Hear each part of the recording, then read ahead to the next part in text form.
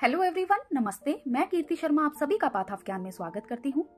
G20 की 18वीं summit इस साल 9 और 10 सितंबर को होने जा रही है।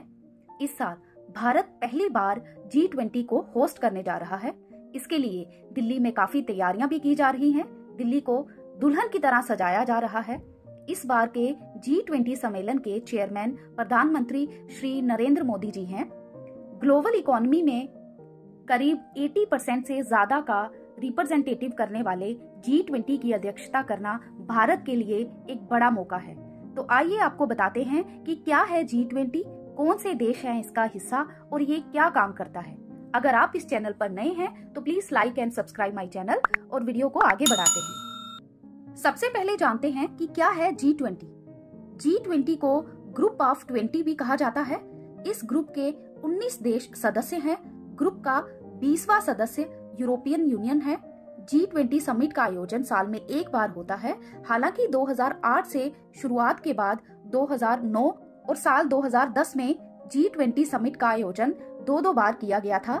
इस सम्मेलन में ग्रुप के सदस्य देशों के राष्ट्रीय अध्यक्ष को बुलाया जाता है और कुछ अन्य देशों को भी बुलाया जाता है। इसके बाद सभी देशों के राष्ट्रीय अध्यक्ष बैठकर कई मुद्दों पर चर्चा करते हैं। और अब जानते हैं कि भारत में कहां होगा G20 सम्मेलन। G20 शिखर सम्मेलन का आयोजन दिल्ली के ITPO कन्वेंशन सेंटर के प्रगति मैदान के भारत मंडपम में आयोजित होगा। यहां 9 से 10 सितंबर को G20 समिट होगा, जिसमें कई देशों के राष्ट्रीय अध्यक्ष आएंगे। अब जानते हैं कि कौन कौन से देश हैं G20 के सदस्य। G20 को सबसे बड़ा वर्ल्ड ग्रुप माना जाता है। इसके सदस्य देशों में भारत के अलावा फ्रांस, चीन, Canada, Brazil, Australia, Argentina, America, UK, तुर्की, South Korea, South Africa, Saudi अरब, रूस, मेक्सिको, जापान, इटली, इंडोनेशिया और 20वें सदस्य के तौर पर यूरोपियन यूनियन शामिल है।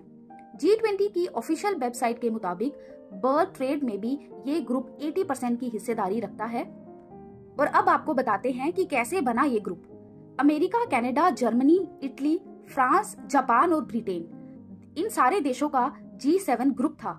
इसी ग्रुप का विस्तार G20 को माना जाता है। साल 1998 में इस ग्रुप में रूस भी जुड़ गया और 1999 में G8 देशों की बैठक के दौरान एशिया के आर्थिक हालातों पर चर्चा की गई। इस चर्चा में 20 बड़ी अर्थव्यवस्था वाले देशों को साथ में लाने की बात की गई और उसी साल बर्लिन में एक बैठक का आयोजन हुआ जिसमें G20 की बात उठी। 2007 में इकोनॉमिक क्राइसिस के बाद G20 फोरम को राष्ट्र प्रमुखों के स्तर पर बना दिया गया। समूह का पहला शिखर सम्मेलन 2008 में वॉशिंगटन डीसी में हुआ था। इसके बाद इसकी इम्पोर्टेंस को समझते हुए हर साल इसकी बैठक की जाने लगी।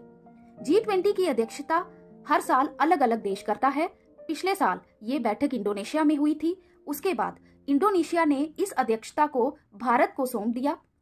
इस साल भारत इस ग्रुप को होस्ट कर रहा है और इसके बाद वो ब्राजील को ये जिम्मा सौंपेगा और अगले साल ये बैठक ब्राजील में आयोजित होगी।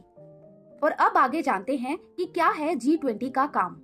G20 का मूल एजेंडा इकोनॉमिक कोऑपरेशन और फाइनेंशियल स्टेबिलिटी का है, लेकिन टाइम के साथ trade, climate change, sustainable development, health, agriculture और एंटी करप्शन एजेंडा भी इसमें शामिल कर लिया गया है। इसमें 2 पैरेलल मेथड से चर्चा होती है। पहला फाइनेंशियल और दूसरा शेरपा ट्रैक। फाइनेंशियल ट्रैक में बातचीत का काम फाइनेंशियल मिनिस्टर्स संभालते हैं और शेरपा ट्रैक में शेरपा यानी वह व्यक्ति जिसे सरकार शेरपा के तौर पर यानी अपने रिप्रेजेंटेटिव के तौर पर अपॉइंट करती है। हालांकि दुनिया की जीडीपी में 85% हिस्सा G20 देशों का है, वहीं दुनिया के व्यापार में 75% की हिस्सेदारी भी इन्हीं देशों की ही है। ऐसे में इनकी बैठक को काफी इम्पोर्टेंट माना जाता है। इनका काम सभी सदस्य देशों के साथ कोऑर्डिनेशन बनाना और नेगोशिएट करना होता है।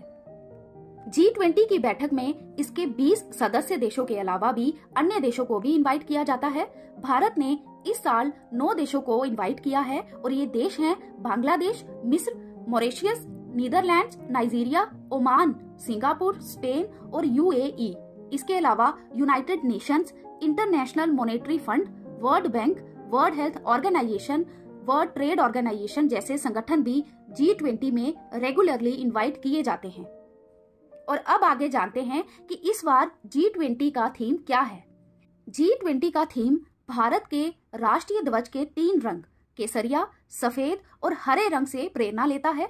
G20 लोगों के नीचे देवनागरी लिपि में भारत लिखा हुआ है। G20 की थीम वसुदेव कुटुंबकम है, यानी एक पृथ्वी, एक परिवार, एक भविष्य है।